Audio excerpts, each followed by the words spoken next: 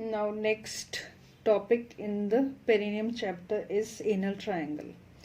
This is perineum. It is a region present below the pelvic outlet. It is divided into two parts by the imaginary line which join the two ischial tuberosities. This is urogenital triangle, which contains the genital and the urinary organs, and this posterior one is the anal triangle. Now we'll talk about anal triangle. First of all, the cutaneous nerve supply of the anal triangle. The inferior rectal nerve with the root value S2 and S4, it supplies the skin around the anus and over the ischioanal fossa. The skin around the anus and ischioanal fossa, it is supplied by the inferior rectal nerve. And the perineal branch of the fourth sacral nerve, it will supply the skin posterior to the anus. This is the skin present posterior to the anus. This is supplied by the fourth sacral nerve. Next, when we'll remove the skin, we'll come over to the next fascia, that is the superficial fascia. As we already know, when we remove the skin, the next layer is the superficial fascia. Under the skin comes the superficial fascia, and it consists of fat which fills the ischioanal fossa. These depressed parts on both the sides of the anus are called ischioanal fossa. So these ischioanal fossa, they are covered by the superficial fascia which is fat filled. Now when we remove this superficial fascia, we'll come to the next layer, that is the deep fascia. Deep fascia, it is formed by the inferior fascia of the pelvic diaphragm. Because it is closer to the pelvic diaphragm, so this deep fascia is formed by the pelvic diaphragm, and the fascia covering the obturator internus on both the sides. Near the obturator foramen is the obturator internus, and it will also come from the obturator internus below the attachment of the levator ani. Next content of this anal triangle is the anococcygeal ligament. First content of this region is the anococcygeal ligament. Anococcygeal ligament, it is a fibro-fatty mass permeated with muscle fibers derived from the levator ani and the external anal sphincter. It extends from the anus to the tip of the coccyx and supports the rectum.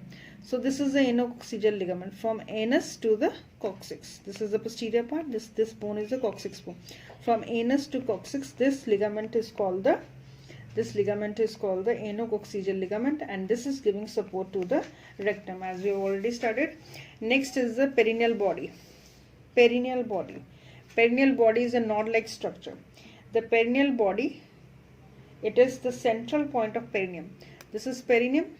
The center point of perineum is this. So this is the perineal nod or the perineal body. It is fibromuscular nod situated in the median plane about 1.25 centimeters in front of the anal margin and close to the bulb of the penis. This is present in front of the anal margin and close to the bulb of penis. This is the bulb of the, this is the female perineum. So in males there is bulb of the penis. So this nod is present.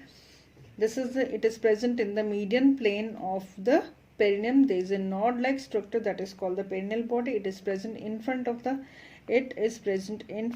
anal margin, and just it is present close to the bulb of the penis. Bulb of the penis, it is present in the perineal region. So 10 muscles of this region, they interlace, they come and combine, and they are inserted on this nod, and this nod is present in the perineum. It is present below the uterus, and it is giving support to the uterus also. So 10 muscles, it has 10 muscles which interlace at this perineal body. They are the 10 muscles which are inserted on the perineal body. Two are unpaired. They are external anal sphincter, fibers of the longitudinal muscle coat of the anal canal. Next are the paired muscles. Paired are the bulbospongiosus, superficial and deep transverse perineal muscle, levator ani muscle. These are the 10 muscles which combinedly insert at a nod. That nod is called the perineal body. All these muscles converge and interlace in the perineal body. 9 are visible and 1 is not visible. It is hidden under the muscle coat. And the perineal body, this is a very important structure in females for the support of the pelvic organs. This may be damaged during the parturition or childbirth, and this may result in the prolapse of the urinary bladder, uterus, ovary, and even of the rectum. So if it is intact, then it will provide a good support to the uterus, rectum, and the urinary bladder. Next is the external anal sphincter. We had studied the anal canal. Anal canal extends from the rectal ampulla to the anus. It is surrounded by two sphincters, internal anal sphincter and the external anal sphincter.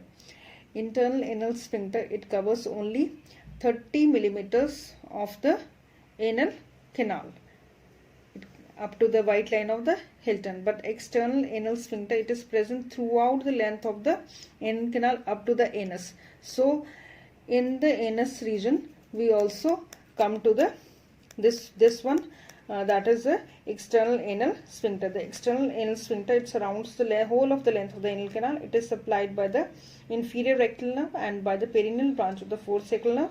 It is under voluntary control and keeps the anal closed, and detailed studies we had done in the previous chapter, that is the anal canal and the rectum. Next topic is istioanal fossa. So these spaces around the anus in the anal triangle, these are called the istioanal fossa. This is anus, these spaces are the istioanal fossa, and this is the anococcygeal ligament, and this is the perineal body. These are the structures present in the anal triangle, that is anus, external anal sphincter, then is the anococcygeal ligament. Here both the sides, these spaces are the istioanal fossa, these are and the perineal body. These all are the contents of the posterior triangle of the perineum, that is the anal triangle. Now very important, istioanal fossa. These are the istioanal fossa. The istioanal fossa, it is wedge-shaped space situated on each side of the anal canal. So these spaces, these triangular spaces on both the sides of the anal canal below the pelvic diaphragm, these are called the istioanal fossa, and the base of these is directed downwards. See here, this is the base and this one is the apex, and the apex is directed upward. This is apex, this is the base, this is a triangle. Then dimensions, length is 5 centimeters, width is 2.5, and depth, that is 5 to 6.2 centimeters. Boundaries of the istioanal fossa. The base, this is the base which is formed by the skin of the perineum.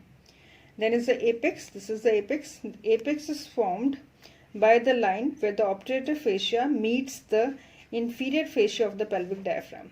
This is the space, this is from here is the obturator fascia and here is the pelvic diaphragm. So this point is the apex, where the obturator fascia, it meets the pelvic fascia. Then the line corresponding to the origin of the levator ani from the lateral pelvic wall.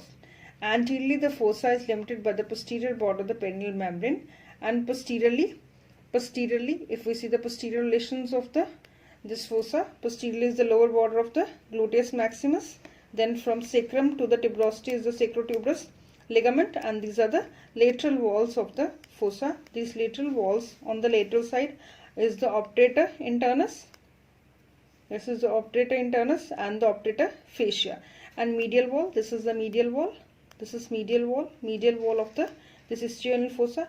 Medial wall of it is formed by the medial wall, it is formed by the levator ani with the anal fascia. This is the anal fascia and the levator ani and the external anal sphincter with the fascia covering the lower part. These structures, they form the medial wall. Again, on both the sides of the anal canal, this triangular or the wedge-shaped structure, these are called the istioanal fossa. They have base, this is the apex, this is the lateral wall, this is the medial wall. This is the base, it is formed by the skin of the perineum. Apex is formed where this pelvic fascia of the pelvic diaphragm and obturator fascia meet. Then anteriorly, if we see the anterior relations, towards inner side of the anterior relations, anteriorly the fossa is limited by the posterior border of the perineal membrane, and posteriorly means at the back. इसके पीछे there is gluteus maximus.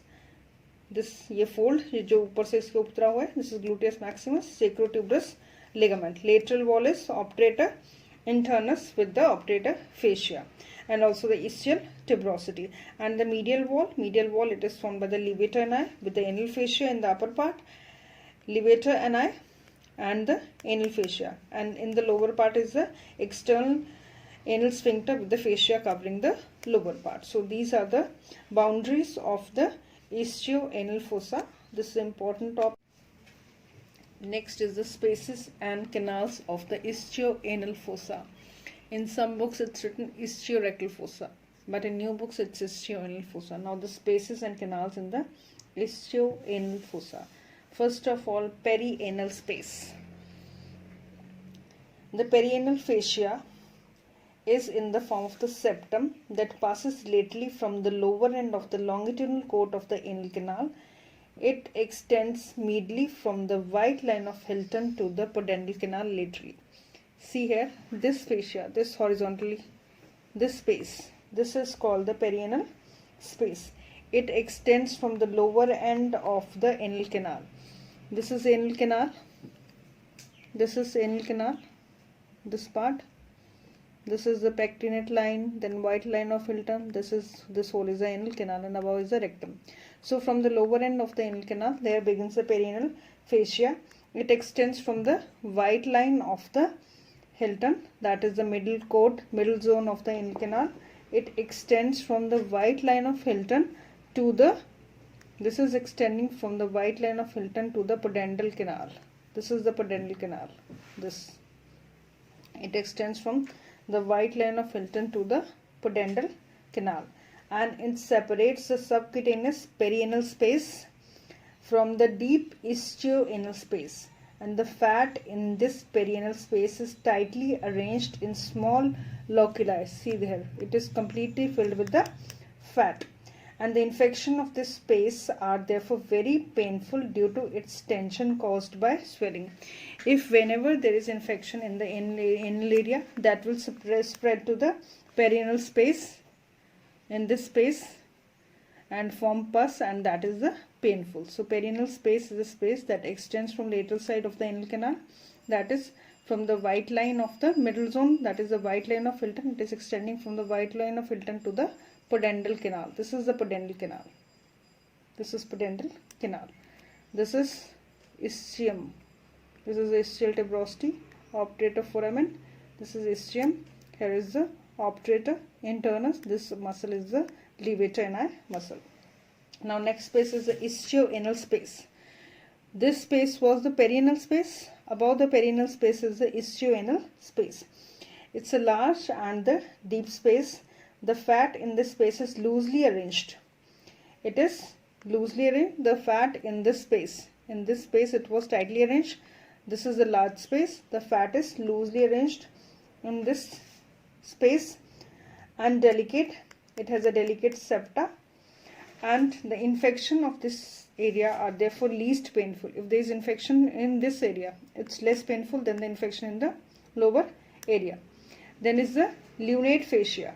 Lunate fascia, it lies, it is the fat that arches over the ischio-anal fat, and it begins laterally at the pudendal canal.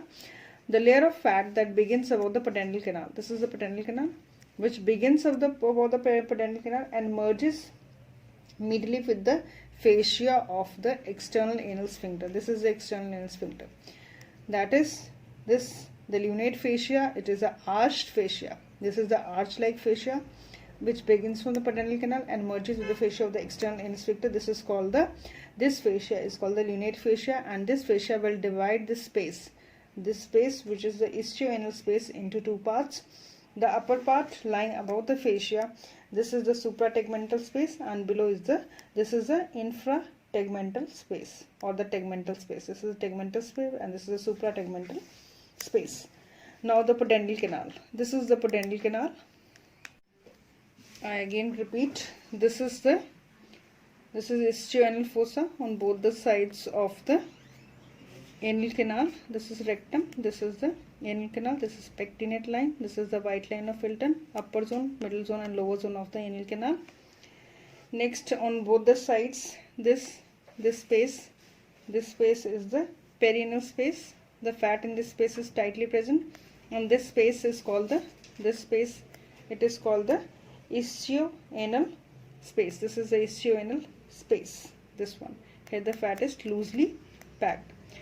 It is more prone to infection, and infections are painful, and here the infections are less painful, and it is divided into suprategmental and the infrategmental biaphasia that extends from the pudendal canal to the external anal sphincter. This is external anal sphincter, and inner is the internal anal sphincter. Now the pudendal canal. Next topic. This is a facial canal. This canal. See here. Here you can see artery, vein, nerve. This is the facial canal in the lateral wall. This is the medial wall of ischioanal fossa. This is the lateral wall. So this is the canal which is present in the lateral wall of the ischioanal fossa. It is enclosing. In this fossa there is a pudendal nerve, internal pudendal vessels, that is the artery and the vein, and the fascia of the canal is fused with the lower part of the obturator fascia. The fascia of this pudendal canal, it is fused with the fascia of the obturator internus, and it is fused with the lower part of the obturator fascia laterally, and with the lunate fascia. Above is the lunate fascia and below is the fascia of the obturator internus, and with the perianal fascia. Here is the perineal space. So on the medial side is the perineal fascia, below is the obturator fascia, above is the lunate fascia, and with the falciform process of the sacrotuberous ligament below. Next are the contents. This hole is the ischioanal fossa. Contents of this ischioanal fossa, they are the ischioanal pad of fat. See here, it is covered with fat. Then is the inferior rectal nerve and vessels, which are supplying the anal canal and the external anal sphincter. Then is the pudendal canal. This is the pudendal canal. This is also the content of the ischioanal fossa. And this canal, it lies along the lateral wall of the fossa. Then the posterior scrotal or the posterior labial vessels and nerves. Scrotal vessels are present in males, and the labial vessels and females present in females. They are the part of this ischioanal fossa. Then is the perineal branch of the fourth sacral nerve, that is S4, which is supplying the posterior part of the anus. And the perforating cutaneous branches of S2, S3, they appear at the lower border of the gluteus maximus. Below is the gluteus maximus. They are appearing at the lower border of gluteus maximus in the posterior part of the fossa. So these are the relations and the contents of the ischioanal fossa. This is an important topic, and you can get in short notes pudendal canal. It's also very important. Next are the contents of the second triangle of perineum, that is the urogenital triangle. In males, the contents are the scrotum, which contains testis, and part of the penis, that is the root of the penis, which is embedded in the perineal region. We already have discussed in the male reproductive organs. Now the female genital organs, which are present in the urogenital triangle. This is the urogenital triangle, and below is the anal triangle, and this is divided by the ischial line that are joining the two of the ischial tuberosities. So the external genital organs in females, they are mons pubis. This area is the mons pubis. Then is the labia majora. This fold is labia majora. This outer one is the labia majora, and inner is this is the labia majora. This one is the labia minora. Then inside the labia minora, this space is the vestibule. Then are the bulbs of the vestibule and greater vestibular glands. First of all, mons pubis. This area is the mons pubis. Mons pubis is a rounded eminence. This is a rounded prominent part present in front of the pubic symphysis. This is present in front of the pubic symphysis. It's covering the pubic symphysis anteriorly, and is formed by the accumulation of subcutaneous fat. This area, it is formed by the subcutaneous fat, and it is covered with the pubic hair, and the hair bearing area has a horizontal upper limit. This is the upper limit. Then the labia majora. These folds are the labia majora. The labia majora are two thick folds of skin enclosing the fat. These are the folds of the skin which are enclosing the fat, and they form the lateral boundaries. These are forming the lateral boundaries of the pudendal cleft. This is the internal opening, is the pudendal cleft. The outer surfaces are covered with hair. This is the outer surface of the labia majora. It is covered with on the outer surface, it is covered with hair, and the inner surface, this is the inner surface towards the pudendal cleft. This is covered with the large sebaceous glands and the large anterior ends. These are the anterior ends. These are the anterior ends of the labia majora. They are connected to each other below the mons pubis. Below the mons pubis, these are connected to form the anterior commissure. This joining point is called the anterior commissure, and the skin connecting the less prominent posterior end at the labia is known as the posterior commissure. Here is the posterior commissure. The area between the posterior commissure and the anus, which is about 2.5 centimeters long, constitutes the gynecological perineum. So this is the gynecological perineum. The area that is present between the posterior commissure, that is the joining point of the two labia majora and the anus, is called the gynecological perineum. Next, inner to this, inner fold, the fold inside the labia majora is called the labia minora. This is the labia minora. The labia minora, these are two thin folds of skin. These are the thin folds of the skin which lie within the pudendal cleft. These are lying within this cavity, that is the pudendal cleft. Anteriorly, each of the labium minus, it splits into two layers. Each of the labium is splitting into two layers. The upper layer joins the corresponding layer of the opposite side to form the prepuce of clitoris. These are forming the prepuce of the clitoris. And similarly, the lower layer of the two sides join to form the frenulum of clitoris. So clitoris is formed by the upper and lower layer of the labia majora. Posteriorly, the two labia minora meet to form the frenulum. Posteriorly, these are meeting. The posteriorly meeting point of the two labia minora is called the frenulum. And the inner surface of the labia minora contains numerous sebaceous glands. Next is the clitoris. This projection is for clitoris. The clitoris is an erectile organ. It is homologous with the penis in males, and it is not traversed by the urethra. Penis is passed by urethra, but this is not passed by the urethra. It lies in the anterior part of the pudendal cleft. This cavity is called pudendal cleft. So, and the most anterior content of the pudendal cleft is the clitoris. The body of the clitoris is made up of the two corona cavernosa enclosed in the fibrous sheath and partly separated by an incomplete pectiform septum and the corona spongiosum. As you remember, coronora cavernosa and coronora spongiosum, they were the part of penis. So similarly, this corposa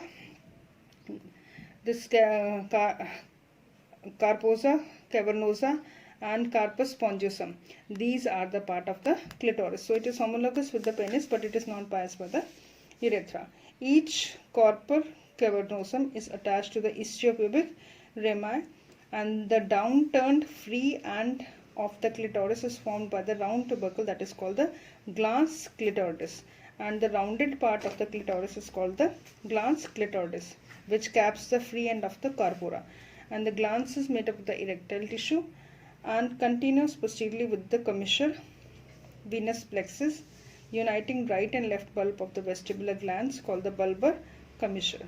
Then is the vestibule of the vagina. This is the vestibule of the vagina. This is the vestibule of the vagina.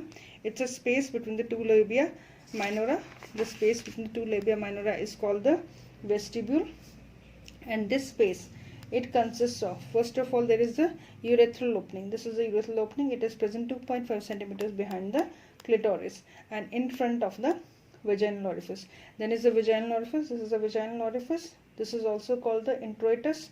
It lies in the posterior part of the vestibule and is partly closed in the virgin by a thin membrane that is called the hymen. And in married women, the hymen is represented by the rounded tags of the tissue that are called the carbuncle hymenal. We have already discussed in vagina. Next are the orifices of the duct of the greater vestibular glands, lie on each side of the vaginal orifice. On both the sides of the vaginal orifice, there are the orifices of the greater vestibular glands. Then are the numerous lesser vestibular glands or mucous glands which occur on the surface of the vestibule. Then the posterior part of the vestibule between vaginal orifice and the frenulum of the labia majora below shows a shallow depression called the vestibular fossa. So the posterior part of the, this is the posterior part of the vestibule between the vaginal orifice and the frenulum. This space is called the vestibular fossa.